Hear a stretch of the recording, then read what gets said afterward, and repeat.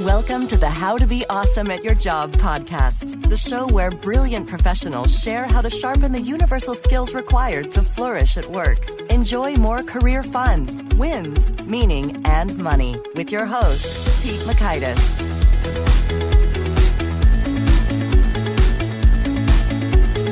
Hello, and thanks so much for joining us here for episode 270 with Scott Mautz. Scott has done tremendous research on what makes and breaks inspiration at work. So you'll learn 1, the difference between inspiration and motivation. 2, the 9 anti-muses that drain inspiration from your work life. And 3, 5 ways to reframe the fear of failure. So if you'd like to check out the show notes or the transcripts or the links to items that we've referenced, it's over at awesomeatyourjob.com/F270. Now here's Scott's story.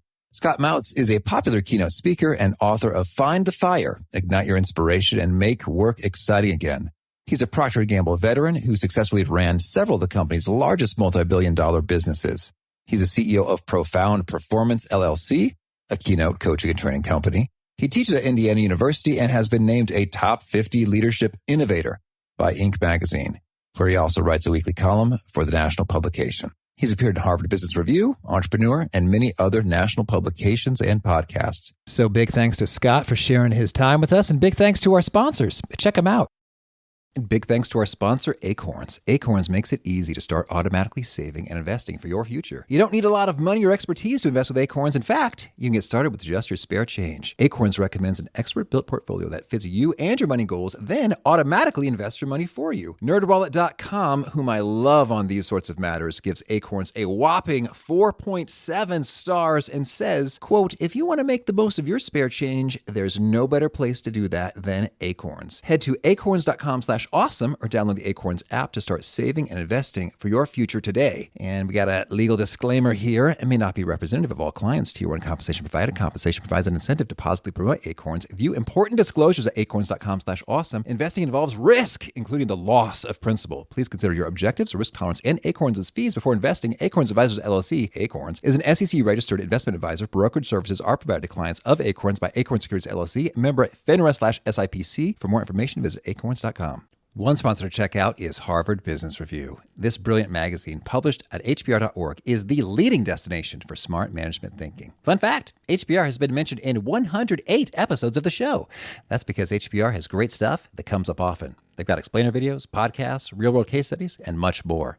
I think of HBR each night that I put on my special orange glasses. Their article, Will Blue Light Glasses Improve Your Sleep?, revealed that those who wore them reported better sleep and a 7% improvement in work performance as compared to those who wore the sham glasses. So I cite HBR anytime anyone tells me that I look silly wearing them. Now, much of HBR's content is available for free when you sign up at their site. Subscriptions that get you unlimited content cost $10 a month. If you visit hbr.org/subscriptions and enter the promo code AWESOME, you can save 10% off of that subscription. Again, to save 10% off of your HBR subscription, go to www.hbr.org/subscriptions and enter the promo code AWESOME. Here is Scott. Scott, thanks so much for joining us here on the How to Be Awesome at Your Job podcast. It is awesome to be here. Well, I think we're going to have a whole lot of fun, and I'm intrigued. One thing I learned about you recently is that you have performed some stand-up comedy. What's the backstory here? Indeed, I have. I started on a dare, actually, Pete. So in college, people were like, "Oh, at least you're not the unfunniest guy in the world." And I entered the Search National Comedy Competition, and I almost won the dang thing. And I thought, "Whoa, wait a minute. Okay, I might want to do something with this." So I never really decided to go after it full bore as a profession per se. But, I did do a lot of paid gigs, did a lot of discussion of stand-up on stage for many years in grad school. And then I just kept at it as I entered the professional world as a major outlet, I guess, for lack of a better word, of just wanting to express myself on stage, and have been doing it, for a long time. But it's been a while since I've done it now because my speaking career takes the front seat to that. So I try to pepper a little bit of that into my talks, though, because that part of me will never really go away. Oh, that's fun. My wife and I, we just saw John Mulaney do he's fantastic. He did 7 shows in Chicago in this giant Chicago theater, sold them all out. And it was entertaining. He's got a whole flavor that's enjoyable. Yeah, he's fantastic. He's skilled. Well, so I want to hear your skilled area. It sounds like stand-up comedy is not the primary thing you're known for, but That's right. That's right. it gets in the mix. And so your recent book, Find the Fire, has been getting some real momentum lately. Yeah. So, tell us, what's the scoop with this book and what's the main idea and why is it important? Yeah, I appreciate it. Thank you for asking that, Pete. Find the Fire. The subtitle is Ignite Your Inspiration and Make Work Exciting Again. Here's the premise, my man. It boils down to this, and I don't know if this is going to surprise you or not, but it turns out that 70% of us, 70, have lost that love and feeling, as I like to say, at work, that we actually no longer really feel fully inspired in our jobs. 70%. And what's crazy about it is that the research shows the majority of us, in fact, the latest updates have it well over 70% say that, look, if I want one thing from my boss, please, the number one thing is I want him or her to be inspirational. And yet, at most about 11, 12% would say, yeah, my boss is inspirational. So that's a massive gap. And what happens, Pete, is people say, okay, well, you know what? That's life. That's life in the big city. I'm never going to fully get back my inspiration at work. They call work for a reason. That's life. And, inspiration, of course, is elusive and it's mysterious and it's tricky. And I'm going to have to wait till it just shows up in my life again. And the truth is, and this is what the book is about, Find the Fire. The truth is, after having researched this for, almost 15 years now, Pete, I can tell you that inspiration can in fact be codified and coaxed. You can create the conditions where inspiration is much more likely to occur. That's what the book is about. And to give you a little bit more flavor of that, I intersperse, probably not surprisingly, humor in that to lighten up what can be a heavy subject, trying to find inspiration in our lives. And it can be heavy for a reason, or perceived that way, because a lot of people go about trying to reigniting their fire in the incorrect way. What research tells us, Pete, is that social science shows most of us, when we're feeling uninspired, what we'll do is simply ask, well, what inspires me? And I'm going to go try to do more of that. Mm-hmm. The answer is as different as the person that you're talking to. If I were to ask you, it would be, who knows? It could be Lionel Richie. I don't know. For other people, it's going to be a hiring quote. It'll be a sunset. It'll be a great leader, whatever. But, the truth is, the answer to that question, what inspires me, is far too passive. It's elusive. And when we find out what that is, it can get repressed in a toxic work environment. And it turns out we've been asking ourselves the wrong question. The right question is not what inspires me, but how did I lose my inspiration in the first place? And believe me, it was everywhere when you started your job. You didn't have to think about it. It was in every nook and cranny, everywhere, like half-finished highway construction. You couldn't avoid it. You didn't have to try. And so the premise is simple. If you can identify the wells that have dried up of inspiration over your life, how you've lost your inspiration, it's so much more efficient and powerful, Pete, to refill those wells than it is to try to dig a brand new well of inspiration, which can take years. It's far too passive, far too elusive. And the book talks about what drains our inspiration and how you can bring it back into your life. Intriguing. So you're saying that the source of inspiration, it varies wildly from person to person, but the sort of disruptors, the evaporators, the drainers of inspiration are somewhat universal. That is exactly right. And I find this very curious, Pete. I'll set this up for you with just a slight, how's your Greek mythology? You ready to brush up on it a little bit? I totally, in preparation for this conversation, I picked up, the Wikipedia article about the 9 muses. So I remember learning this once. And so, we could talk, Thalia and Urania in BD. It's all good.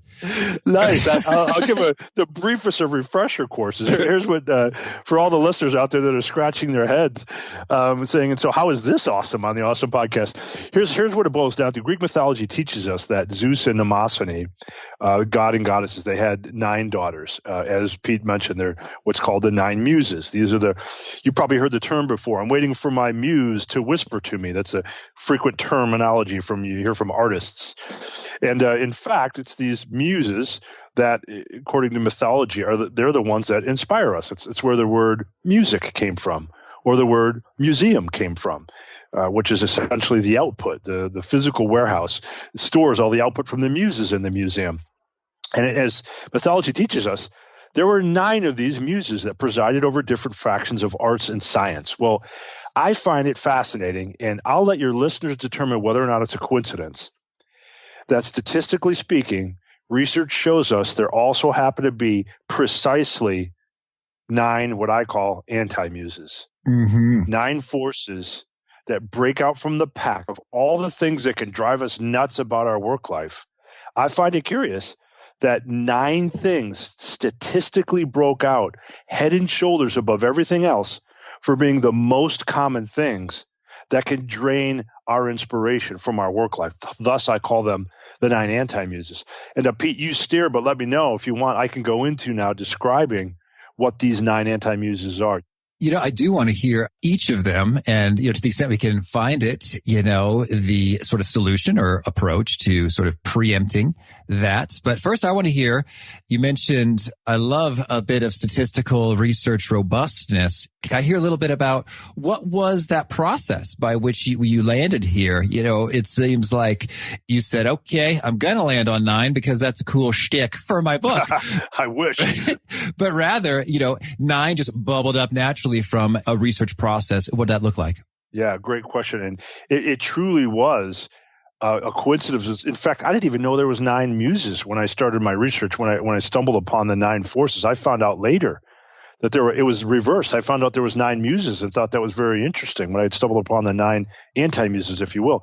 But the process was pretty much this way. I'm very blessed to be able to have access to all kinds of research, what I do in my life now as an author, as a writer. I'm an adjunct professor at Indiana University, where I teach others-oriented leadership. And I get all kinds of access early on, especially because I also write for Inc. magazine 10 times a month. And I get access to fascinating research sometimes before it's even published. So for a very, very long time, I simply began by reading everything I could about the field of inspiration. What is it really? What are its roots? Why do we believe it's so mysterious? And understanding the anatomy of inspiration, if you will. And then I began getting my hands on the most cutting edge, information and research available in the arena of inspiration, and piling it up year after year. I came across a rich vein of research from a couple of experts in inspiration out of the University of Rochester, and continued to just build up my pot of research. Then I came across several studies and started to cross-reference them for determining, okay, now that I have this backdrop of understanding of inspiration, what it really is and how it affects our lives, how is it taken away from us? What does the research tell us?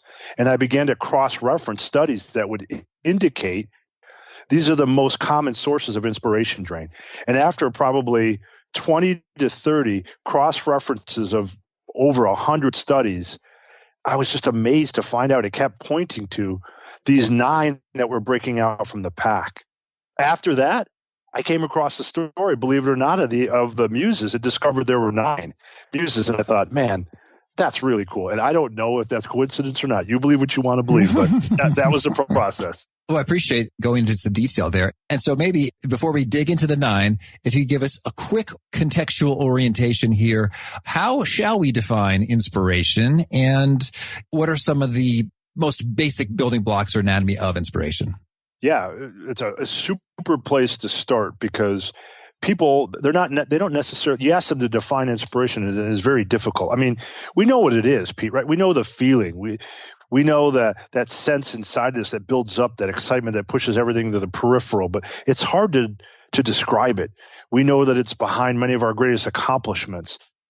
But what we may not realize is that, in truth, inspiration is really, it's the holy grail of enthusiasm. Its power extends well beyond that of motivation. And let me just briefly explain the difference between inspiration and motivation. And I think that'll really make it clear what inspiration really is. Okay.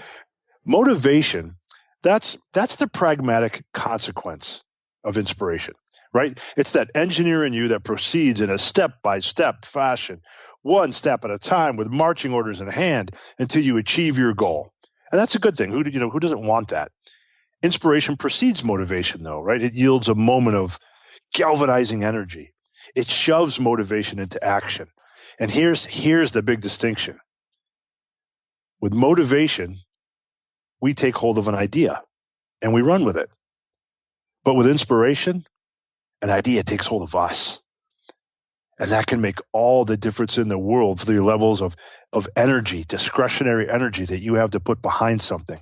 When an idea or a feeling takes hold of you, you feel like you almost have no choice but to throw your discretionary energy behind that thing. That's why inspiration is so darn powerful and why it's so important that you bring it back into your work life. It's intriguing. As you describe this, and I'm thinking about times I've felt what you're describing. At times for me, it feels sort of close to obsession. Yeah. It does have a hold of me. It's like, I'm so curious. Like, I want to know the answer to this thing. I want to see if this is possible or true, or the case for, a particular argument. If a given idea is likely to work, it has sort of valid underpinnings. And so it's almost like I can't help but think about it sometimes more than maybe is ideal or healthy for life balance. So I don't know if you have anything to say, inspiration versus obsession. It's a darn good question. I think it borders into obsession when you lose the plot of why are you seeking to be inspired in the first place? Like, what's the point of harnessing that inspiration in your life? If it's to achieve a balanced objective, if it's to serve something greater than yourself, if it's to achieve a personal accomplishment and it's directed and focused, it's fantastic. It's when it borders on obsession that it could become dangerous. And, frankly, Pete, I do a lot, in addition to keynoting and workshops, I do some one-on-one coaching as well. And sometimes I have to coach entrepreneurs that have started their own business and their inspiration is gone beyond into the realm of obsession. And you have to bring it back to why are we inspired and why do you want to be inspired, to keep it all in perspective. Mm-hmm. Okay, cool. So now that we are fully contextualized, bring it on. Let's do the rundown. The 9 anti-muses, what do they look like and what do we do about them? Fantastic. So here they are. 9 anti-muses. This is not my opinion. This is what a heck of a lot of data tells us. These are the 9 things that are most common that drain our inspiration from our work life. So the first one on virtually anybody's list, regardless of the data source, regardless of the psychologist that I interview, regardless of the source, is fear. And fear is probably almost literally the antithesis of inspiration, more specifically the fear of failure, fear of criticism, and fear of change. And I'll come back. We absolutely must talk about that one because its prevalence is ridiculous. 50% of all adults say that fear of failure is the number one thing in their life that's kept them from revisiting or accomplishing their goals. The second anti-muse is settling and boredom. Feeling that if we were truly honest with ourselves, truly honest, we've hit a plateau in our career and it's much easier to just pull into a parking spot, right? Life is dotted with many tempting parking spaces, and we may choose to pull into one of them if we're honest. And over time we become bored and our learning and growth stutters. And before you know it, the inspiration is evaporated right out the side of the door here. The third one is inundation, becoming overwhelmed. Overwhelmed is like the new black. It's in fashion. It's so interesting to compare stories of how overwhelmed we are these days. Well, it's having an impact, as you can imagine, in many ways, besides the fact that it just pushes away inspiration from our life. The fourth anti-muse, the fourth way we lose our inspiration, whether or not we realize it, by the way, subconsciously or not, is a loss of control. Having far too little influence on outcomes in our business, outcomes in our life, far too little control over the events of our life. Closely related to that one, the fifth anti-muse, and man, this one is devastating in its totality. I can't tell you how many people in the thousands of interviews I did for this book have told me about dwindling self-belief, the fifth anti-muse, the sense that when a push comes to shove, deep down inside, you have this fundamental belief that I'm not good enough. And you're caught in this world of comparing to others rather than comparing to who you were yesterday and how to become a better version of yourself versus yourself yesterday rather than comparing. The sixth anti-muse is disconnectedness. This one's a tricky one. It sneaks up on us more than any of the other anti-muses. And what I mean by that is you look up from your work one day and you realize, man, I don't have as much time to spend with my friends. Maybe you're in a new business unit, for example, and you haven't made friends yet. Maybe you have a few toxic team members that are kind of ruining the fun of what it used to mean to come to work and to connect and bring joy to each other. You feel disconnected from the place that you're working at. The seventh one is dearth of creating. And out of all the interviews, Pete, that I conducted and all the stories I gathered, believe it or not, the most emotional stories, tied closely with the stories behind fear and fear of failure, were people that told me they'd simply stopped creating in their work life and in their life. That's what I mean by dearth of creating. You stop, you realize, when was the last time I contributed something unique and powerful with my personal stamp on it that only I could have done? I've fallen into a process of following processes and meeting after meeting and blind output without a unique stamp and a unique creation, which is closely related to the eighth anti-muse, insignificance, and feelings of insignificance at work, and that what we're working on, if we were truly honest with ourselves, doesn't really matter. Doesn't matter to the company, doesn't matter to other people, and most importantly, doesn't really matter to you. And then the last the ninth anti-muse, the last, is what I call a lack of evocation, which is where you work in a toxic work environment or for a toxic boss, where all other things that might be positive about the workplace environment, they're all just crushed under the weight of toxicity. Again, most commonly by just a brutal boss that sucks all the joy out of your job for you, or an overall unhealthy workplace culture and environment. So those are the 9 anti-muses, Pete, and we could steer wherever you want to. I would suggest perhaps a discussion on fear for a bit, but we'll go where you want to go. Oh, sure. Well, boy, Scott, I'll tell you what, this is heavy stuff. That's why there's humor in the book too. I'm tearing up a little bit because it's just so sad, to imagine a workplace that is just dead, devoid of inspiration, and that this is many people's lives, and I think all of us experience, one or more of these on a given week, sure. But as you just sort of stack them onto each other, and I imagined, oh man, can you see a workplace in which you have all of these every day? It's yucky. And so thank you, Scott. I mean, this is really kind of gets me, call me an optimist, but I am all the more energized about the entire mission of how to be awesome at your job. It's that is not okay. And by golly, we're making a difference to reduce the prevalence of this, which is not appropriate in a workplace for just the experience of being alive as a human being. Very well said. And I mean, I couldn't have said that better myself, Pete. And here's the good news. The book is called Find the Fire, not Put a Wet Blanket Over the Fire and suffer from a lack of oxygen. So I'm going to provide oxygen now for your listeners because, if you're ready to go there. I would, but what's interesting is I was thinking of a situation. I've known a few people that their inspiration just goes, gets sapped out quickly. And that was when there was sort of a change in leadership at the workplace. And so whereas before they were doing their thing and having fun with it, just rocking and rolling. But then with the change in leadership, there also came quite a lack of clarity in terms of, okay, who's really in charge here? What's really my job here? Who's actually gets the decision authority and rights under this area? What exactly am I supposed to be doing today at work? And so in a way, I guess that rather than neatly falling into one of these 9, it kind of sort of embeds a couple inside it, like a loss of control or an insignificance and disconnectedness, boredom if you're not doing much because you don't know what you should be doing. So it's sort of a cocktail that all at once brings in a number of those.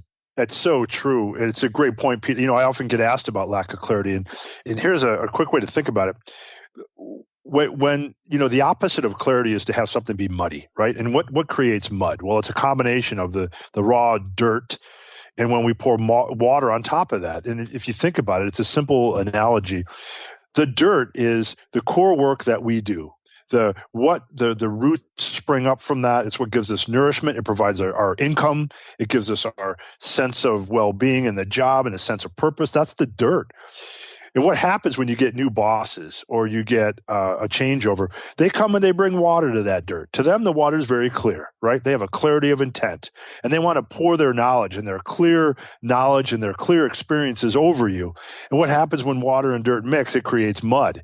And those two things create this universe where, despite the intent of the giver of that water, things can get very muddled up. So to get back to clarity in your life, despite the best intentions of those new bosses that are bringing the lack of clarity to the table, you've just got to get back to the objective of what is it you're trying to accomplish. Push back on the creation of new work. And I talk in the book, Find the Fire, about many ways to do that. You mentioned it. You have to get clear on role definitions and even on decision criteria definitions. I used to work at a company. In fact, I worked for Procter & Gamble for 23 years, and I was blessed to run some of their largest multi-billion-dollar businesses. And one of the things that we learned was the importance of being very clear on the decision-making process when things get really unclear. Who decides, right? Who has a vote? Who's just an executor? And you would be amazed. I'd go into a meeting and talk about lack of clarity. There's 10 people in the meeting. Who here thinks they have the accountability for this decision? 8 of them would raise it. Who thinks they're responsible for the outcome of this decision? 7 would raise it. You'd be like, oh my gosh, we're in trouble. So just trying to provide the clarity in that mud is powerful. And you're exactly right to point that out, because it's a big cause of drain of inspiration in our lives. All right. Well, so good. Well, then let's dig into some antidotes here. So when it comes to this fear stuff, fear of failure, of criticism, of change, what's the prescription? Yeah, let's talk fear of failure, because it comes up number one on the list, almost regardless of the source of data. And so I just want to talk about fear of failure for a second, because Pete, here's what I really want your listeners to understand to help them be awesome at their job. It's very difficult to be awesome at your job when your brain is busy reframing and engaging, I should say, yourself in the wrong conversation. And that's what fear of failure does to us. If this was a visual show, if it was a TV show, I'd have a slide up showing you what neuroscience teaches us about the fear of failure, that there's a part of the brain that literally shuts down in response to fear of failure. It's the frontal cortex of the brain, the part of the brain that's responsible for growth and risk-taking and exploration. That part literally shuts down in the face of fear of failure. So there's a physical aspect to this. And that fear of failure engages our brain in the wrong conversation. And if you want to be awesome at your job and help others be awesome at their job, you have to reframe the discussion your brain is having with yourself about fear of failure. I'll give you just a few examples. Here's a few ways you can reframe your fear of failure. I find these to be very powerful. First, what if I were to tell you and your listeners, Pete, there's only 3 ways that you can actually fail? Do tell. When you quit, when you don't improve, or when you never try. What if I were to remind you what the great Zig Ziglar once said, a motivational speaker, one of the greats of all time? He once said, guess what, folks? Failure is an event, not a person.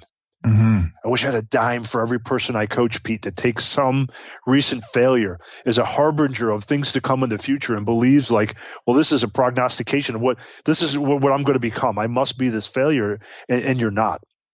What if I were to tell you, just a few more ways to reframe here, what if I were to tell you that failure, in truth, it doesn't happen to you. It happens for you. It doesn't happen to you to destroy you and your confidence. It happens for you so you can learn and grow from it. What if I were to tell you that you don't suffer when you fail? Your ego does. I tell myself this all the time. Guess what? Your ego and you are not the same thing. They're 2 different entities. When you fail, your ego takes a blow, and it needs to sit at the kids' table with the rest of the unhelpful emotions that have played far too big of a role in your life. And finally, one last way to reframe. I always remind myself that when I'm feeling that pit in my stomach before I'm about to try something new that scares the heck out of me, I remind myself that what I'm feeling, that fear, that's not there to scare me. That's there to tell me that what I'm about to do, it must be worth it. Otherwise, I wouldn't be feeling anything. Just like that, in 2 minutes, I offered 5 ways to reframe the fear of failure, and your listeners can do the same and must do the same, because this is a toxic source of inspiration drain. And even, Pete, even for the people that are saying, dude, I hear you, but I'm blessed. Fear of failure doesn't apply to me. Good for you. You've beat the odds, but statistically speaking, it is mathematically impossible that you don't have somebody in your life that suffers from fear of failure, whether it's a coworker or particularly, and sadly, whether it's a child. Because the data is becoming very clear that, especially as kids enter college age, we're recording the lowest levels of self-esteem we've ever recorded on college campuses. And a lot of that comes from the pressures kids put on themselves and the fear of failure that is just running rampant in college campuses and amongst kids in general. Whew, this is potent stuff. I'd love to dig in on the notion of when you fail, you don't suffer, rather your ego does. So I think some listeners would say, well, yeah, that still sucks though, Scott. Is it beneficial to have a suffering ego? I like that. And it can suck if you assume the ego is imminently intertwined. And what I often do, I literally do this, Pete. I literally do this. When I'm thinking about something like, oh man, I'm going to do that, but if I blow it, oh my gosh, I'm going to look like a fool. I literally picture separating my ego from myself, from my true self, and making it go sit at the kids' table, where I'll look at it and I'll understand that, I know I got to feed it and rub its belly every once in a while, but it's not who I am, and it doesn't sit at the adult dinner table. And what I find is the more you could separate and at least be aware of that, it's really powerful, because most people aren't aware. Their ego and their sense of self are so intertwined, they have a hard time separating the two. And it's okay to take dents in your ego. And by the way, it's okay to have an ego. There's no one that has 0% ego. A lot of people have less than others, and that's cool. It's just when we let it define and define who we are that it becomes problematic. Mm-hmm. Yeah, that's so interesting. And so then when you visualize your ego, what's it look like? It's a kid version of you? Yes, that's usually the way I look at it. Frankly, that's exactly the way I picture it. A kid version of me sitting over there, often whiny, often self-preservationist, often wondering about how is this thing going to reflect on me, and frankly, most often not service-oriented.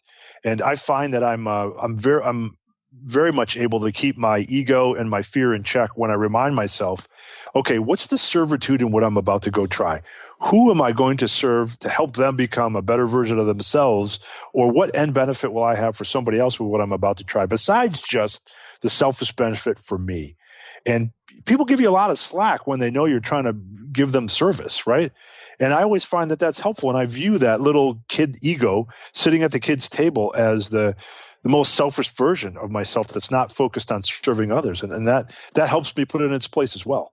Well, yeah, that is nice. And then if you think about sort of humility as a virtue, and, people like people who are humble, and similar roots to the word humiliation, when you have an ego that gets some dents, then that can, in fact, be an asset to have your ego cut down from time to time.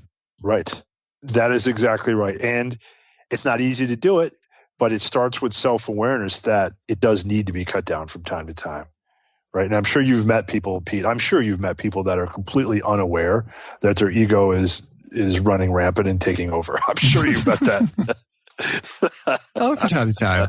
Yeah. Okay, cool. Well, that's awesome. So that's a nice dose of good solutions when fear is in the midst. So maybe you tell me, Scott, as you think about professionals who are in their daily work organization environments, is there another particular anti-muse you think would be valuable to deconstruct?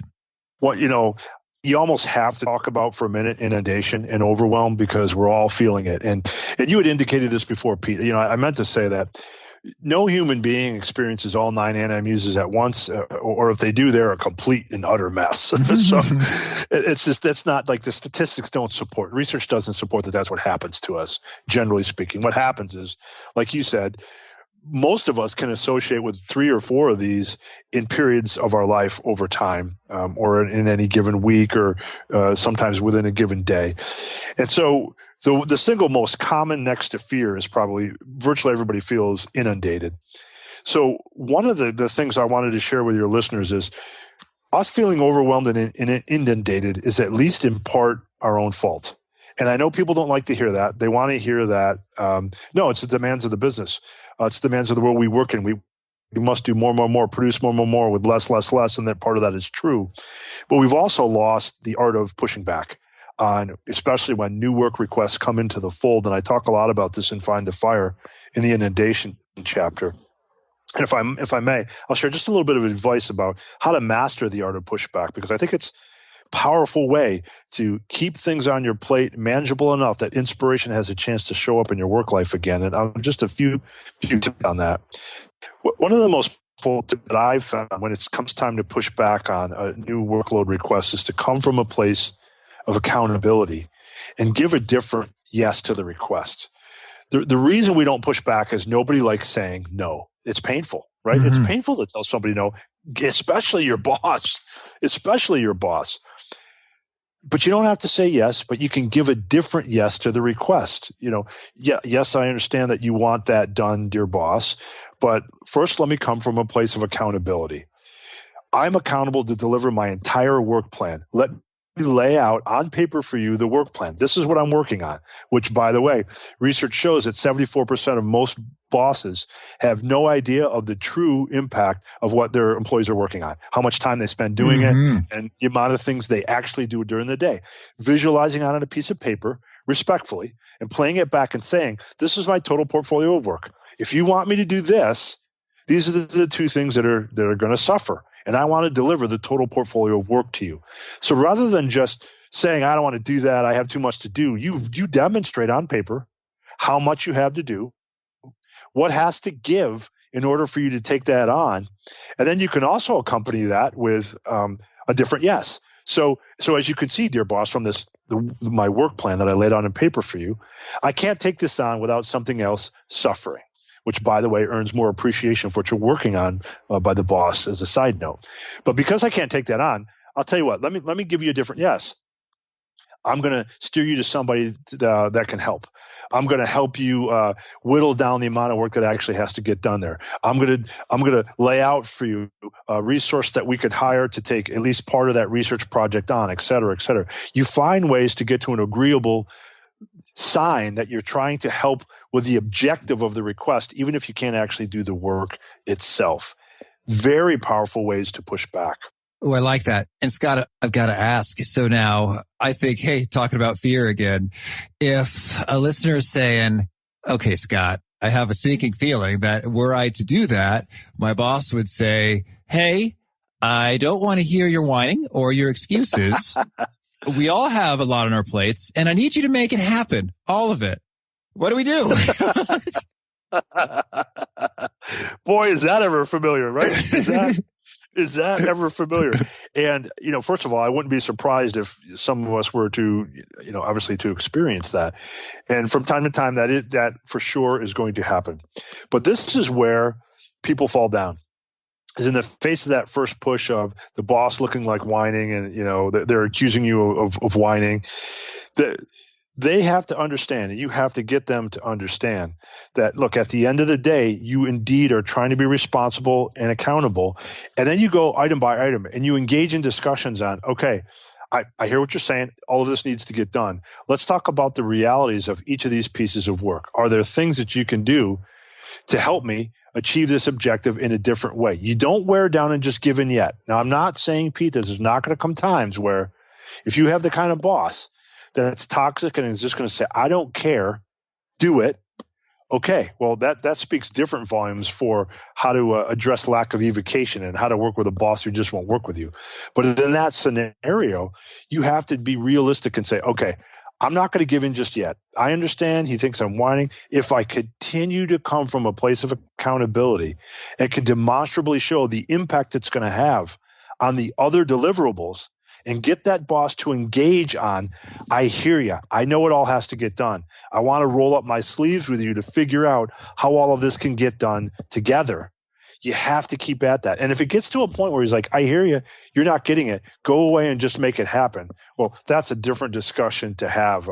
That's where, you get into a different chapter of the book of, how to deal with just toxic bosses. But the big point is hold your ground, be firm. You could even use what I call the Bermuda Triangle of bargaining in those cases where they're playing hardball with you saying it all needs to get done. You're like, well, hold on a second. Let's talk about the Bermuda Triangle here of bargaining. You wouldn't use that term with him or her. But what that means is there's three things: time, resources, and scope as the triangle. And in the middle of that gets sucked time and wasted opportunity and energy and everything. So you talk to that boss and you say, look, there's time, resources, and scope. I can accomplish what you want, the full scope of it, if you give me 2 times more, 2 more weeks. Or we can reduce the scope, give me a few more resources, and I'll do it in half the time. You get the point. You use time, resources, and scope as the 3 variables, and you negotiate with your boss. So if scope is absolute, you must do all of it. I'm putting my pin on scope. Great. You negotiate on time and resources then. Mm-hmm. Makes sense. Oh, yeah. I've seen a slide like this long ago. Thank you for resurrecting it for all of us. That's good stuff. Okay. So, well, now I'd love to hear a touch then in terms of, hey, we got a toxic boss, toxic colleagues. There's a lack of evocation. What do we do? Yeah. And isn't it, have you ever experienced that, by the way, Pete? That kind of environment? I was wondering if you've ever had that. Only fortunately, only in small stretches of my career. But, there was a time when I worked in the pantry at Kmart in high school in which I was not impressed by some of the leadership examples in my midst. And it felt like that was toxic at times in terms of, if I stacked a Pepsi wrong. Oh man, it's so brutal. So the reason I asked is if you can remember, and then I will address your question. It kind of douses everything else out, doesn't it? It doesn't matter what else is good about your job. When your boss is toxic, it just, nothing else matters. Is that a true statement, do you think? Well, if you encounter your boss frequently, it really can very much be the case. Yeah, and research tells us that's what most people would say. So I talk in the book, and I'll just touch on a few pointers. I give a little bit more of a complete plan on what to do when you have a manager that's like that, and how frankly you can not only kind of work with them, but turn them into a source of actual inspiration for you. Here's what some of the data and experience tells us that we do. First of all, and people don't want to hear this, but this is the truth. First and foremost, you have to bring the attitude that you want reciprocated. The more that you paint the boss into the corner, the more that you talk about that toxic boss as a toxic boss, the more it feeds on itself, the more you come to believe it, the more, and maybe this is the most important point, the more you feel like you'll never be able to reverse that situation. And by the way, people hear about that when you're talking about your boss, and gosh forbid if the boss ever finds out, that makes it really difficult to ever build new bridges. So first and foremost, you got to bring the attitude that you wish was reciprocated back, number one. Number two, and I think people like hearing this one even less, you've got to learn how to give that boss feedback. All right. You want to talk about fear. That's a scary thought. But if you make sure that your boss is open to it, and some of them aren't, and I understand that, but you would be surprised that what the research tells us is, in truth, even amongst toxic bosses, the vast majority of them really don't understand the full impact of their behavior and what it's having on their employees. And it takes brave people to call them out on it and say, okay, I want to make sure you're open to some feedback, assuming you get. And you just asked that question. Hey, boss, you open to some feedback? Yeah, you're open. It sounds so obvious. And if they say no, okay, well then the next step is quit. But but you proceed with, bravery. And then you just, you kind of follow a pretty straightforward pattern with humility, with transparency, with empathy. You help them understand the impact that their behavior is having on you and on the organization, never making it about them as a human being, because bosses and human beings become defensive when it becomes personal. It's about their behavior and the impact their behavior is having on your ability to do your job and your ability to want to show up to your job. then it's very straightforward. Be respectful, always direct with specific examples as you give the feedback, and don't waver. As difficult as it is, believe me, you're doing that person a favor, because the odds are they might also be a fairly intimidating individual, and believe me, they're not getting enough feedback, and feedback that might actually make the difference for them.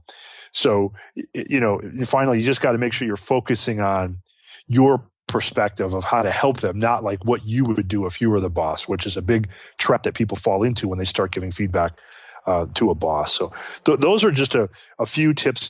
That's great stuff. Thank you. Well, Scott, tell me anything else you really want to make sure to mention before we shift gears and hear about some of your favorite things? Yeah, I think just wanted to mention that if the listeners are interested in what they're hearing, the book is called Find the Fire, and I've put something together for your listeners, Pete. If they go to scottmautz.com, SCOTTMAUTZ.com, right on the website, I have it ready to go. Prompt will pop up where they can download a free workbook that goes along with the Find the Fire book. That helps them. It's a fill-in-the-blank workbook that helps them write down and retain the key concepts in the book. And we all know, research is very clear on what happens when we're able to write down concepts for the retention of those very ideas. So they'll be able to get that free workbook at scottmautz.com, along with a lot of other free tools that I have prepped and ready to go for your listeners. Oh, cool. Thank you. Could you share with us a favorite quote, something you find inspiring? Oh, yeah, sure. I have two. All right. Maybe my favorite of all time is and it's probably not surprising given the way our discussion opened about my love of humor, but I really do believe that the shortest distance between two people is laughter. And I found that to be eminently true in my life. And another quote, which is also some of the best advice I could give another human being, is to chase authenticity, not approval. And I can't even tell you how many people give away their power, and I talk about this in Find the Fire a lot, when they choose to chase the constant approval of others, their boss, their mother-in-law, their sister, whoever it might be. And they chase approval, constantly seeking to compare to others, wanting that approval, rather than chasing the authentic version of themselves and being who they were meant to be, not what's expected of them. Mm-hmm. Okay, thank you. And how about a favorite book? My favorite book I have on my table, I have it in front of me here. It's called Die Empty by Todd Henry. It's a fantastic book that sums up a lot of what's important to me in my life. It's a book about unleashing your best work every single day so that when you're on your deathbed, you don't have regrets about, I wish I would have created this. I wish I would have done that. It's a fantastic read. I think your listeners would enjoy it. Oh, thank you. And tell me, is there a particular nugget that you share that really seems to connect with folks? Like they're nodding their heads, they're retweeting, they're quoting it back to you? I'll probably start with the authenticity one. That I get so many comments back on the importance of chasing authenticity instead of approval. And I would probably stick with that one because so many people bounce back to me on that one. All right, cool. And Scott, tell us, is there a particular challenge or call to action you'd issue to folks seeking to be awesome at their jobs? Yeah, I think it's just you don't have to accept that inspiration is something that is mysterious. It can be codified and coaxed. You can create the conditions where inspiration is much more likely to occur. You really can. If you understand what drains it, then you'll understand how to counter those and refill those wells. And when you have inspiration at your side, man, can you ever be awesome in your job?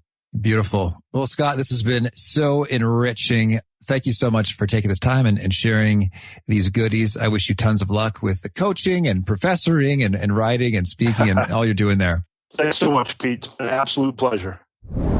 I really love Scott's take that inspiration is not something that just strikes us out of the blue, out of nowhere, but rather we really do have some power, some ability to create conditions where inspiration is much more likely to occur.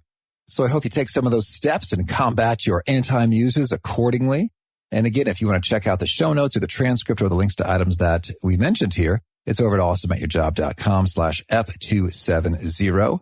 And if you haven't already, I hope you'll push subscribe. You'll hear from our next guest that way. His name is Jason Troy. Jason has several claims to fame, but perhaps the funnest is he created a game called Cards Against Mundanity, like a spin on Cards Against Humanity, but it's against the mundane as a means of getting better, quicker, funner, easier, people connections going. So we're talking about relationships and connectedness and how to make that flourish simply, easily, funnily. Until next time, peace. Thanks for joining us for today's episode. To get the most out of this conversation, visit awesomeatyourjob.com to find today's show notes, transcript, and infographic summary cheat sheet. For more entertaining professional skill sharpening, be sure to subscribe to catch the next episode of How to Be Awesome at Your Job.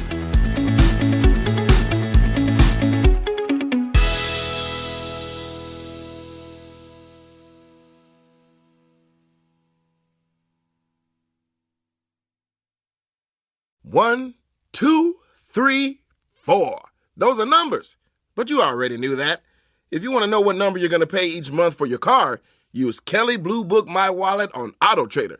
They're really good at numbers. AutoTrader.